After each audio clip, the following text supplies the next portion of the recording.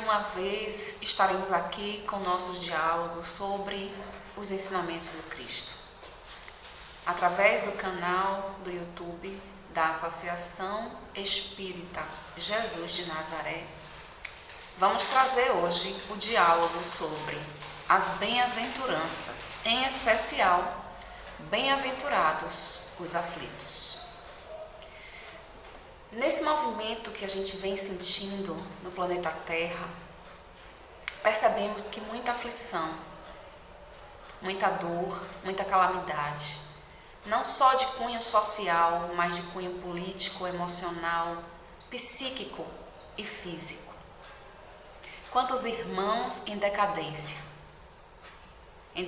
na drogadição, no álcool, no tabagismo, no sexo descontrolado, no processo de prostituição, no grande envolvimento de corrupção, não só da política, mas corrupção de si para consigo mesmo. E aí a gente para um minuto para refletir sobre essa fala do Cristo. Bem-aventurados os aflitos, que serão consolados. Mateus, capítulo 5, versículo 4. Jesus chama ao seu coração todos que estão cansados e oprimidos, sob o peso dos desenganos terrestres, sob a dor humana. Convoca-lhes para a consolação. A energia do Cristo por si só já emana paz e consolo. No entanto, nós precisamos avaliar a nossa vida e as aflições que nos visitam. Sabemos que a aflição ela pode ser representada por um simples mal-estar, rápido ou contínuo, permanente, trazido na forma de dor ou sofrimento, até intensa preocupação real, criada pela mente de forma fictícia, física ou moral, causada por algo que pode, inclusive, pôr em risco a própria existência com a finalização do suicídio. E aí a gente questiona, como pode haver bem-aventurança ou felicidade em sofrer uma aflição? O que é que Jesus vinha trazendo para nós? Qual era o ideal, o objetivo que constava nessa bem-aventurança?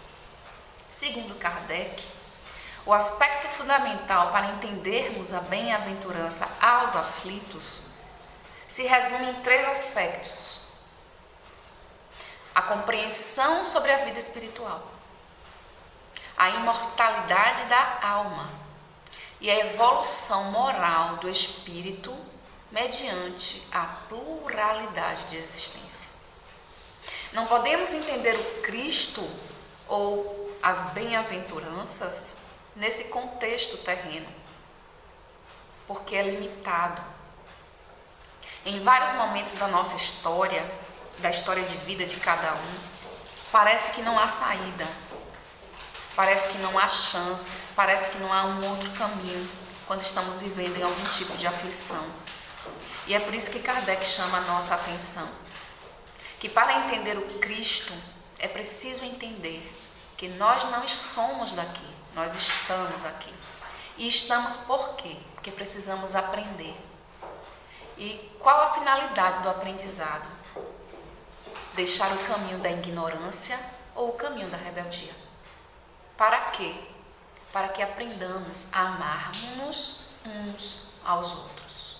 Um processo que não é fácil, é árduo, até porque ainda não aprendemos a viver nos amando. Porque nós só temos a competência de dar aquilo que temos dentro de nós. Existe, será, a justiça das aflições? No Evangelho segundo o Espiritismo, capítulo 5, item 3, ele vai falar justamente dessa temática, justiça das aflições. E aí começa: somente na vida futura podem efetivar-se as compensações que Jesus promete aos aflitos da terra.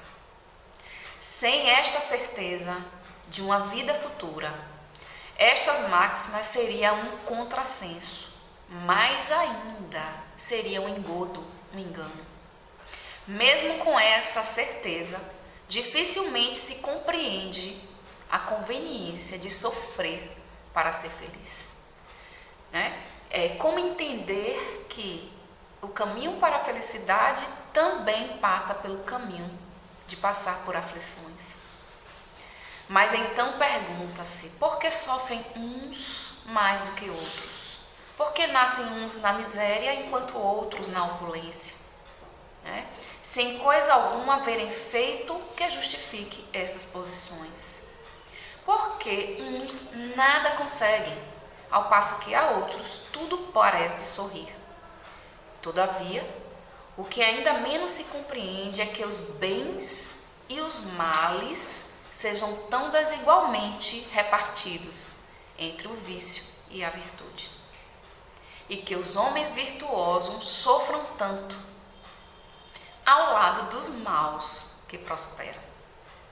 Então, a fé no futuro pode consolar e infundir paciência, mas não explica essas anomalias que parecem desmentir a justiça de Deus.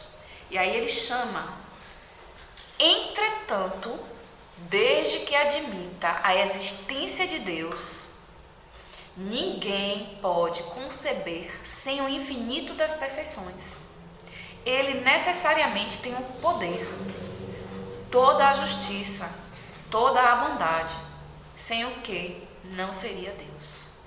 Se é Ele soberanamente bom e justo, não pode agir caprichosamente. Caprichos são do humano. Deus não lida conosco com caprichos, nem tampouco com parcialidade. Logo, as vicissitudes da vida derivam de uma causa. E pois que Deus é justo, justa há de ser essa causa. Então a gente passa a compreender que Jesus, por ser um ser que traz um diálogo atemporal, porque vai dar condição a nós, aos poucos, ter acesso à grande verdade que ele traz. E a doutrina dos espíritos, codificada por Allan Kardec, vai nos ajudar a entender o que consta na Bíblia, porque lá está escrito, também é a base do discurso, do diálogo do Cristo. O Velho Testamento vai contar as origens, o Novo Testamento vai contar a verdade que o Cristo traz. E aí a gente questiona de onde vêm as aflições, já que Deus é justo. E Jesus aqui tentou nos mostrar um caminho para sair desse ciclo de sofrimento. Existem duas questões que a gente precisa avaliar a origem das nossas aflições. Uma, causas atuais e anteriores, motivadas por nossos comportamentos inadequados, nossas atitudes, nossos impulsos, nossas intenções, nossas ações na delonga do tempo. Se nós somos seres eternos, se a vida persiste, embora a morte seja cíclica, porque a cada encarnação nascemos e morremos, nós somos seres que morremos várias vezes, entre aspas. Personalidades morrem, comportamentos morrem, mas a nossa alma é eterna. Há infinitude na vida. E se há infinitude na vida, hoje somos bem diferentes do que fomos ontem. E se hoje nos enganamos, com o nível de conhecimento que temos, imagine o que fizemos no passado sem o conhecimento necessário. Então, nossa ignorância e nossa rebeldia nos causou sérios compromissos, criou elos, e que somos chamados pelo segundo tópico sobre as aflições, quanto à justiça divina. Então, existem causas que nós provocamos hoje e também as causas anteriores. e que pela delonga do tempo, limitado pela justiça divina, que exige de nós a reparação através da lei de causa e efeito, nós precisamos refazer, ressignificar, reaprender. Então, a aflição é consequência, não é causa. Causa é originada pela nossa forma de agir, de pensar e de viver. E como existe um delimitador que se chama lei, justiça divina, a lei de causa e efeito, que é uma lei moral, que educa o ser espírito para a vida e a boa convivência, nos chama novamente para repensar, refazer, ressignificar. Então, o momento de aflição é um momento de reflexão. E geralmente nós fazemos o inverso. No momento da aflição, a gente começa a reclamar, nós começamos a discutir, a tomar raiva, a tomar sentimentos negativos contra pessoas, contra situações, contra a realidade. Isso significa que a nossa rebeldia é muito intensa. Juntamente a essa rebeldia, a nossa ignorância de ir contra o que a lei determina. E a lei, ela não pune, ela educa. Não é uma lei punitiva. A justiça divina não é punitiva. Deus castiga. Vamos ressignificar essa leitura e fazer uma nova leitura.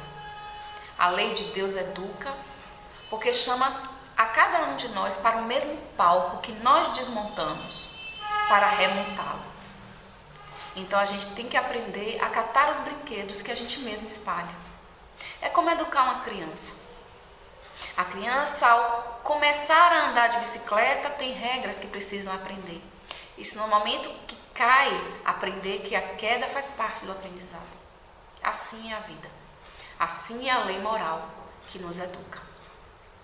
É em torno das consequências morais do nosso comportamento que se joga o nosso presente e as razões das nossas aflições. Então, a razão do nosso sofrimento é originada no hoje.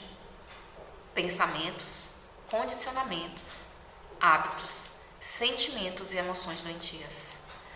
Por ignorância ou rebeldia, além disso, incorporado pelos nossos equívocos de ontem. Se o nosso equívoco de hoje é uma repetição do equívoco de ontem, significa que quanto mais grave é o mal que praticamos, tanto mais enérgico deverá ser o remédio.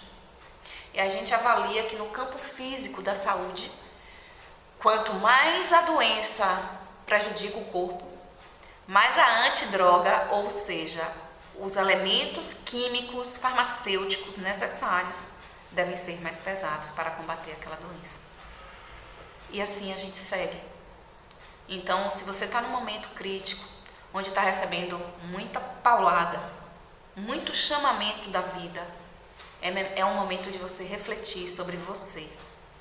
É um momento de você refletir sobre a sua relação consigo, com Deus, com a família, com o próximo, com a sua própria história, com o seu comportamento e sua forma de ver a vida.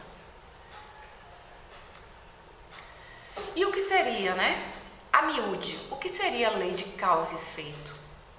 Lei de causa e efeito, muitos espíritas também chamam, ou muitas pessoas, não necessariamente espíritas, mas muita gente diz que lei de causa e efeito é sinônimo de lei de ação e reação. Mas há uma diferença. Por quê? Porque a lei de ação e reação, ela tem um detalhe. O movimento de ir é o mesmo movimento de ir, a mesma força que você impõe, você recebe. Isso é uma lei física, é uma lei que está no plano físico, mas no campo da ciência. Já a lei de causa e efeito, aparentemente parecida, mas diferente. Por quê? Porque há uma capacidade de mudança. Você pode ter feito mal, mas no momento que você aprende a fazer o bem, você muda aquela condição de ação do passado. É por isso que a gente não pode dizer que nós enfrentamos karmas, porque o karma é definitivo e o Espiritismo vem mostrar que nós temos a capacidade de mudar o nosso destino. A lei de causa e efeito, ela é proporcional à nossa atitude do ontem, mas também do hoje. Nós interferimos no outro, no planeta, e se nós fizemos mal, podemos hoje fazer o bem e remodelar o nosso destino. Então a lei de causa e efeito é uma lei moral que existe para educar, não para punir. Não é aquela lei dente por dente, olho por olho, dente por dente. E a gente precisa avançar nesse aspecto. Não é porque eu feri o outro e tirei vidas que também eu vou passar por milhares de encarnações perdendo a minha vida. Não é por esse caminho. Vai depender muito do que eu comecei a plantar de positivo, de quantas vezes eu me dediquei a levantar pessoas, a estudar, fazer um curso de saúde e salvar muitos. Isso tudo envolve uma flexibilidade, porque Deus é bom e justo. Então, essa maleabilidade do aprendizado ajuda-nos a moldar nosso destino. E Allan Kardec, lá no livro O que é o Espiritismo, ele vai expressar a seguinte informação: se admitimos a justiça de Deus, não podemos deixar de admitir que esse efeito tem uma causa. E se esta causa não se encontra na vida presente, deve achar-se antes desta, porque em todas as coisas a causa procede ao efeito, após a necessidade de a alma já ter vivido, para que possa merecer uma expiação. Então, para muitos internautas que gostam de ouvir até palestras provindas de pessoas que estudam, que leem, que praticam, que frequentam a doutrina espírita, muitos irmãos ainda não acreditam no processo reencarnatório. Na verdade, não é fácil. Não é fácil você se entender com o corpo e levar isso para um campo abstrato de se tornar um espírito, depois adquirir um outro corpo, renascer, ter um outro formato, ter um outro rosto, uma outra voz. Se você não consegue abstrair e entender a sublimidade do campo da espiritualidade, realmente fica muito difícil. Se você for um ser que é muito preso à materialidade da vida, sem perceber as nuances, as relações, né, os acontecimentos da vida, realmente fica muito difícil. Mas se você já vai para um campo de observação da espiritualidade, de como as coisas se encaixam, de como algo que tem que acontecer, acontece, mas quando não tem que acontecer, não acontece. Quantos que chegam e beiram a morte, mas melhoram, passam meses, enquanto que uns, em um acidente, falecem.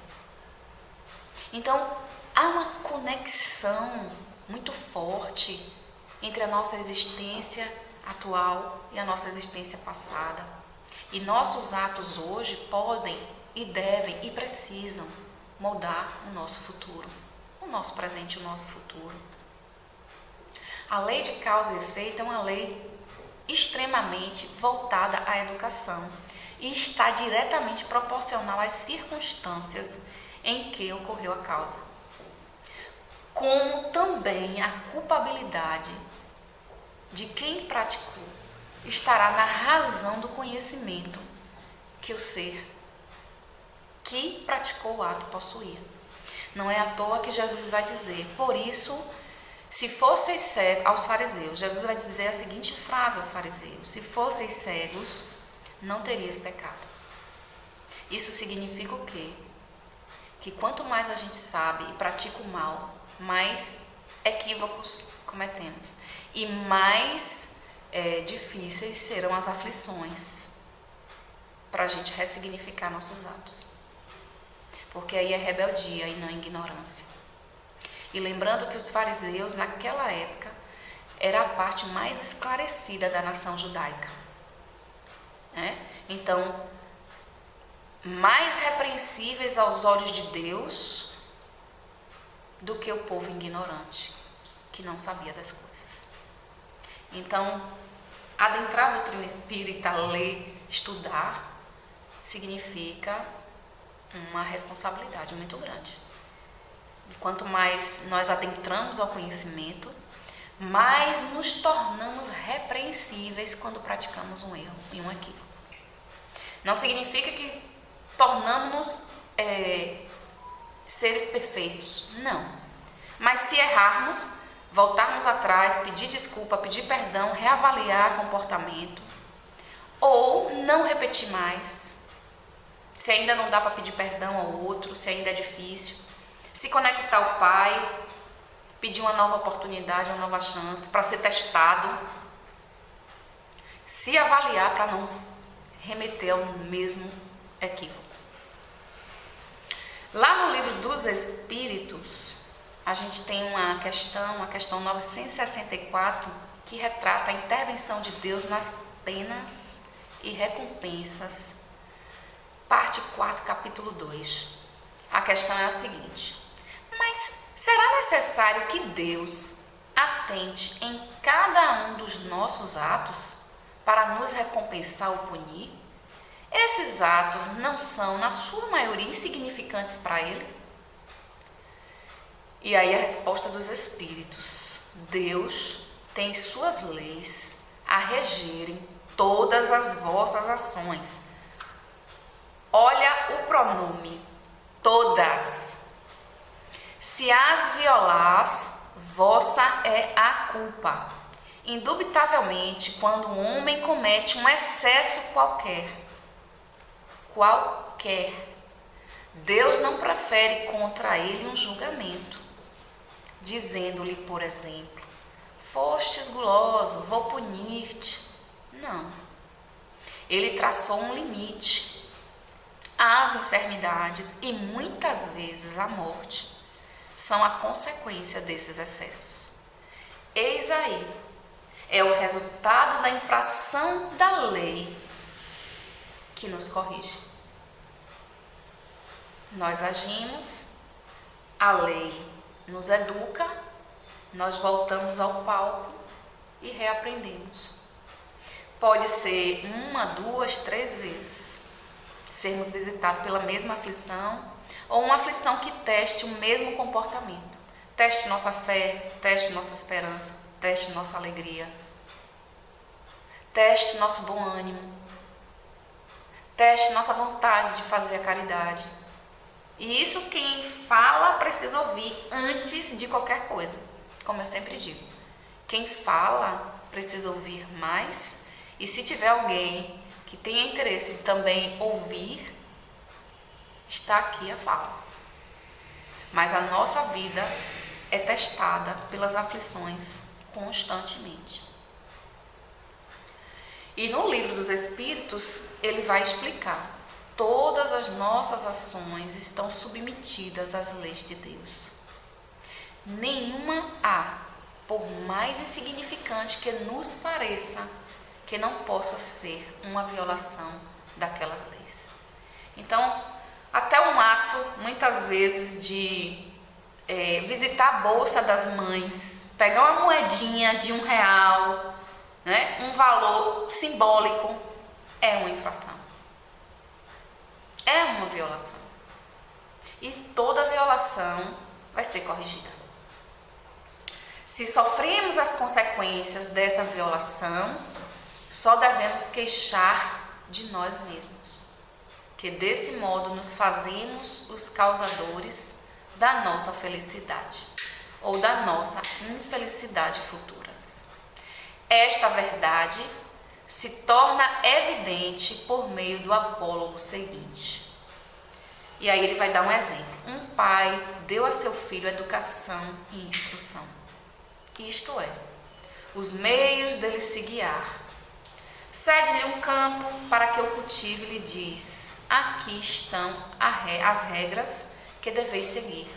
e todos os instrumentos necessários a tornares fértil esse campo e assegurares a tua existência. Dei-te a instrução, para compreenderes esta regra. Se a seguires, teu campo produzirá muito e te proporcionará o repouso na velhice. Se a desprezares, nada produzirás e morrerás de fome. Dito isso, deixa-o proceder livremente. E um dos grandes movimentos da vida é que Deus nos criou, mas nos deu livre-arbítrio. Assim como esse caso, há uma orientação, há um redirecionamento para o caminho da luz, mas nós, com o nosso livre-arbítrio, é que decidimos o que fazemos, pelos nossos impulsos, ainda assim movimentados pelo instinto primitivo, pelo instinto animalesco de sobrevivência, o que é compreensível, porque estamos num mundo de provas e expiações. Aqui, momentos de felicidade, mas momentos de aflição. Ainda temos muito que aprender. André Luiz diz, que as aflições, na verdade, é a conta de cada um, gerada pelo próprio indivíduo perante a justiça divina com seus créditos e débitos. Lembrando que o próprio André Luiz fala que há um sistema de contabilidade do governo da vida. Não tem nada sem equilíbrio no planeta, no universo, nas leis de Deus. Há uma harmonia. Embora a nossa vida aqui no planeta aparentemente seja confusa, corrida, há uma harmonia no planeta. Tem o tempo do sol e o tempo da lua, o tempo da chuva, o tempo da seca, o tempo dos frutos, o tempo do vento. Então tudo tem harmonia. Há um equilíbrio, porque se não tivesse, não sobreviveríamos. Então, a luta, como diz André Luiz, é consigo mesmo. O único mal a temer é aquele que ainda existe em nós.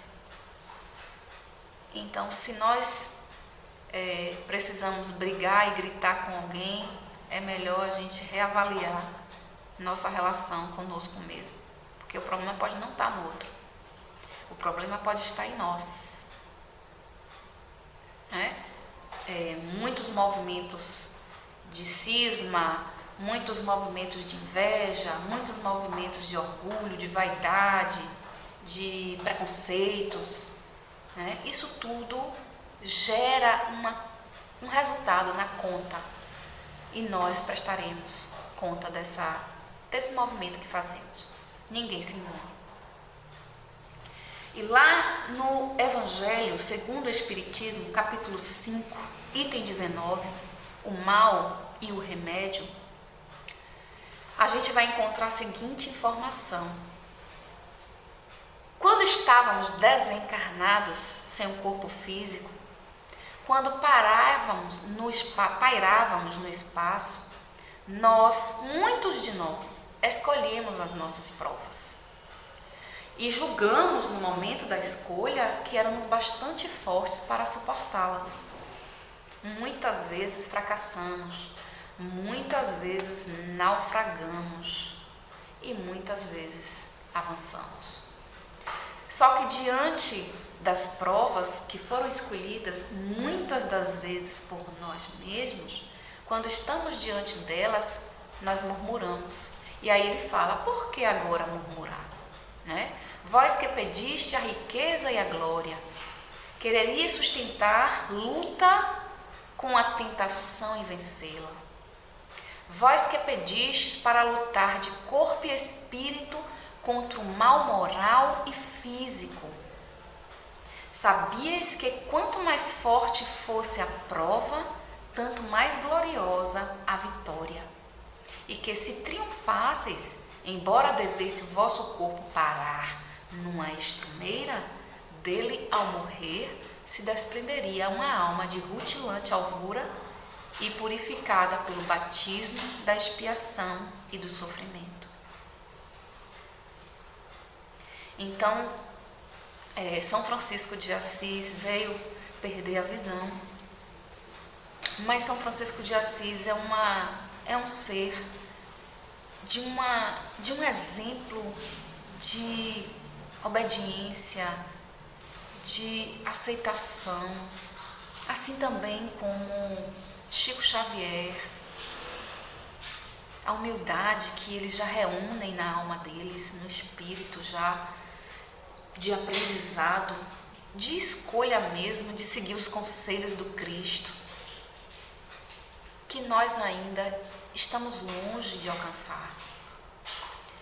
Então, nós precisamos realmente fazer uma reavaliação do nosso comportamento.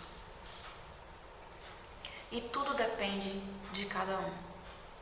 Por tudo isto, é correto dizer-se que o futuro está nas nossas mãos, não mais nas mãos de Deus. Muitos de nós sempre afirmam: está na mão de Deus, a minha vida está na mão de Deus. Na verdade, está em nossas mãos. Nós é que precisamos saber usar as oportunidades que Deus nos dá. Porque Ele já nos deu a oportunidade de encarnar e reencarnar, de encontrar pelas suas leis a justiça face aos nossos atos.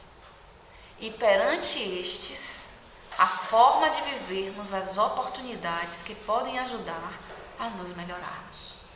Deu-nos as leis da matéria que regem o mundo físico, tudo de forma harmônica, tal como tratado pela ciência, mas também nos deu as leis morais que regem a existência do espírito, que regulam a justiça divina e, por consequência, a evolução do espírito, implicando em seu desenvolvimento ético, moral e intelectual.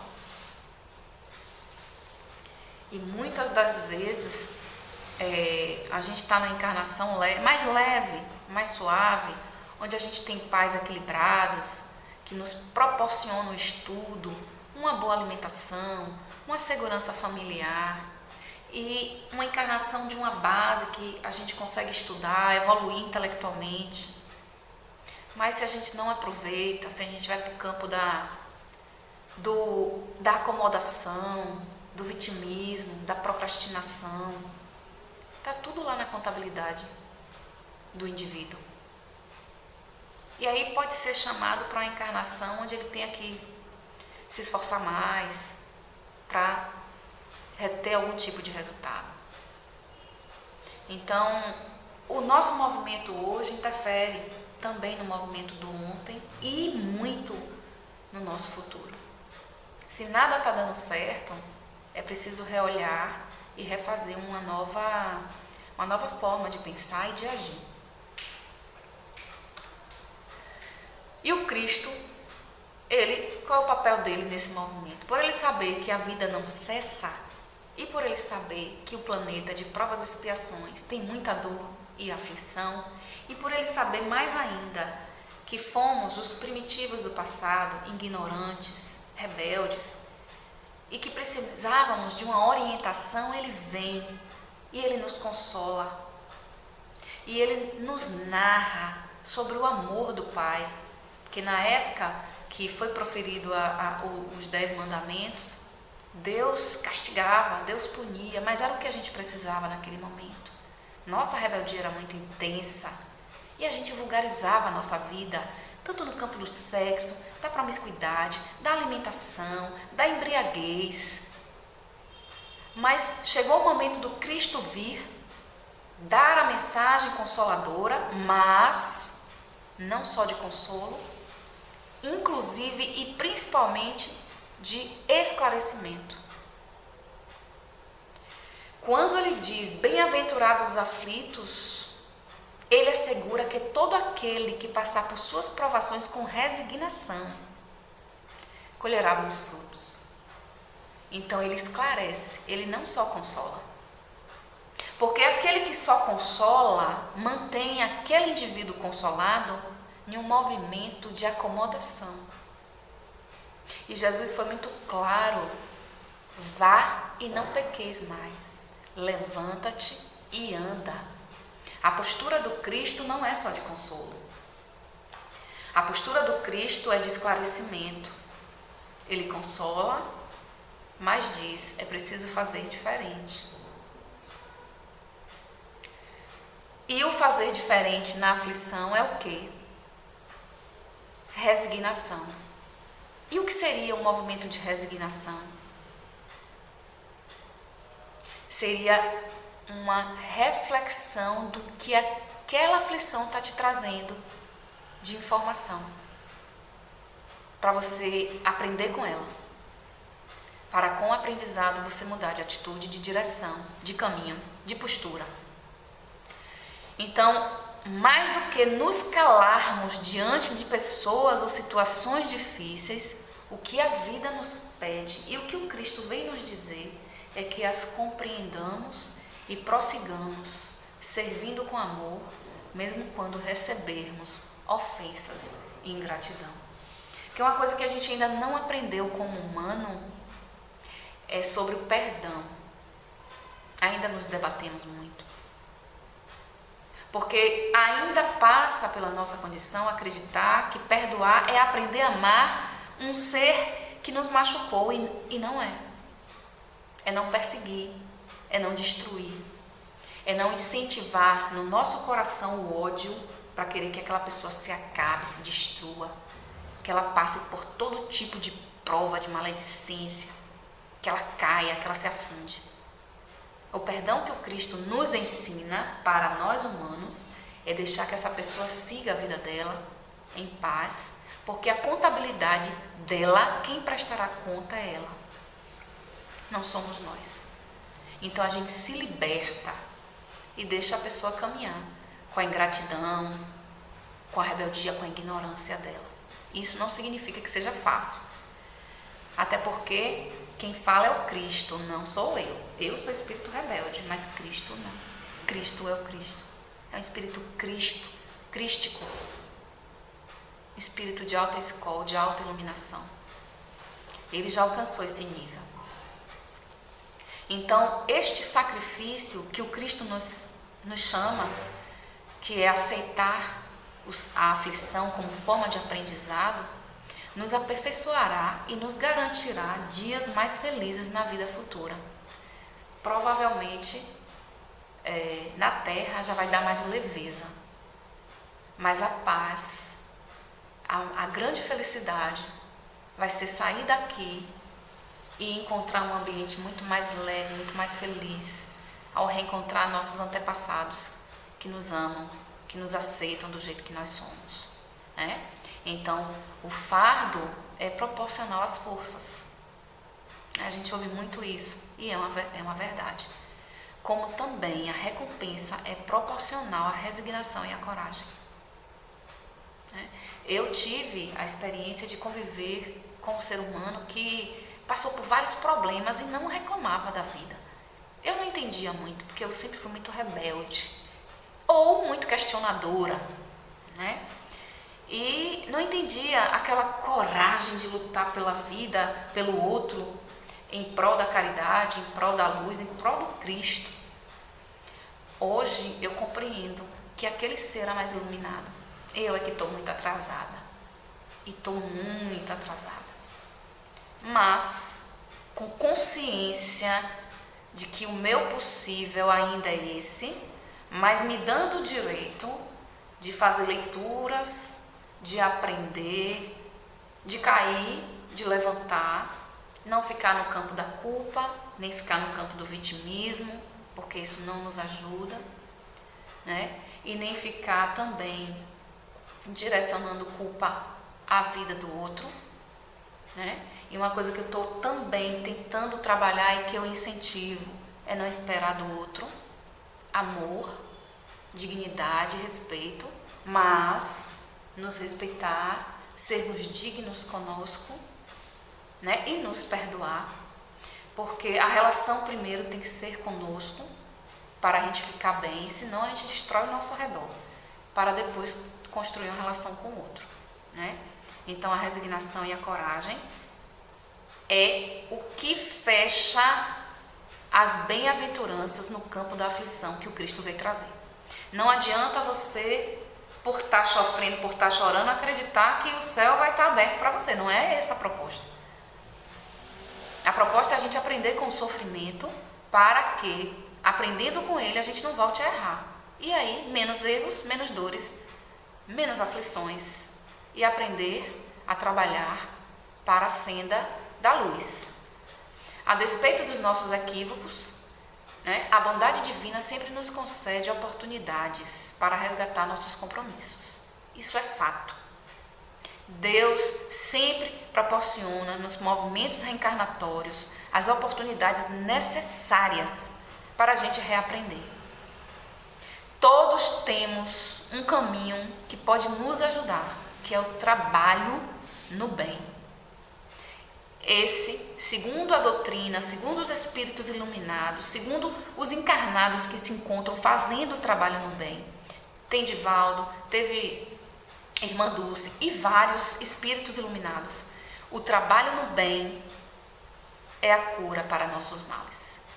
E se a gente observar, conforme uma poesia de André Luiz, ele diz: a sabedoria em todas as coisas. Embora sem tato algum, uma planta trepadeira sabe encontrar apoio, não obstante, sem visão alguma, o girassol descobre sempre o astro-rei. Então, se uma planta consegue ir em busca da luz, de apoio, por que nós, seres humanos, já com capacidade mental, de elaborar, de pensar, de refletir, não conseguiremos? É realmente revisitar nossa ignorância e questionar nossa ignorância. E aí eu trago uma mensagem de André Luiz, muito pertinente ao dia de hoje, que ele diz: acontece todos os dias. E ele começa falando: rir de uma piada obscena, porém engraçada. Ler ou comentar o último escândalo dessa ou daquela celebridade. Deixar-se seduzir por sugestões sexuais das mais variadas, abastecendo a imaginação com o farto material disponibilizado pela mídia na atualidade. Quem pode dizer-se hoje acima de tais ocorrências? A gente sabe que com a tecnologia, com a capacidade de interconexão de um para o outro, quantas informações, quantas realidades existem nesse meio tecnológico e o quanto o ser humano está se deixando absorver. É impossível não envolver-se, diz André Luiz, mesmo de forma suave, nesse turbilhão vibracional que marca indelevelmente os dias terrenos e que, pela sua força e ousadia, deixará sinais para sempre em todos nós, encarnados e desencarnados. Porque a gente vive em vibração. Planeta Terra, colônias ligadas ao planeta Terra, espíritos encarnados, ora desencarnados. Nós nos alimentamos o tempo todo. E aí ele afirma: nunca foi tão fácil fazer-se tudo o que se quer. Nunca foi tão fácil justificar uma nota maledicente, um desejo sexual bizarro, uma imaginação desenfreada. Nunca foi tão fácil fazer-se tudo e não responder-se por nada. Ou se pensar que assim o é. E aí ele chama a atenção: no entanto, a responsabilidade por nossos atos prossegue, sendo de alçada própria, carga individual e intransferível, patrimônio da alma, por cuja estrutura responderemos sempre. Tudo o que fazemos, nós jogamos na nossa conta particular e responderemos por ela. Podemos acompanhar esses dias de mente mais aberta e coração menos aterrorizado, pois que vão longe os tempos em que a multidão, em nome de falsos dogmas, temia afrontar tantos fantasmas humanos, cara a cara. Porém, não nos esqueçamos de que prosseguimos herdando de nós mesmos os nossos caminhos evolutivos. Rir, conversar, participar, esclarecer, conhecer, discutir, apreciar, podemos sim, mas cautelosamente, assim com quem aprende e não com quem se escraviza. E essa mensagem de André Luiz é uma mensagem muito atual. Em um momento onde parece que o errado ficou certo e o certo virou errado. Mas não nos enganemos. É um momento de transição planetária, onde a separação do joio do trigo vai ser necessária. E quando a gente fala de separação do joio do trigo, não é separar as pessoas boas das pessoas ruins. Não. É separar dentro da gente o que brota de trigo e o que brota de joio. O que nós temos de joio dentro de nós que precisa ser arrancado para dar capacidade ao trigo de se multiplicar. E a gente começa a achar que somos santinhos porque temos uma religião, porque a gente não faz isso, porque a gente não faz aquilo. Muitas vezes nos enganamos, porque Deus sabe do que há em nosso coração, em nossa mente, em nossas emoções e em nossos sentimentos. E por isso as aflições vêm como forma de correção positiva, não punitiva. E se o joio em nós ainda é forte, chegou a hora da gente olhar para eles, tirá-los com o respeito que merecem. Porque se o joio está ali, é porque nós nutrimos. É porque nós adubamos aquela terra. É porque nós nutrimos aquela emoção negativa, aquele sentimento. E com respeito precisamos tirá-lo. E com respeito readequar a terra, adubá-la com outras emoções, para que o lado positivo nosso lado luz, permaneça e vá no processo de expansão. Então que Jesus possa nos amparar nesses momentos complexos que cada um de nós está enfrentando. Cada casa, cada lar, cada hospital que está reunindo tantos pacientes.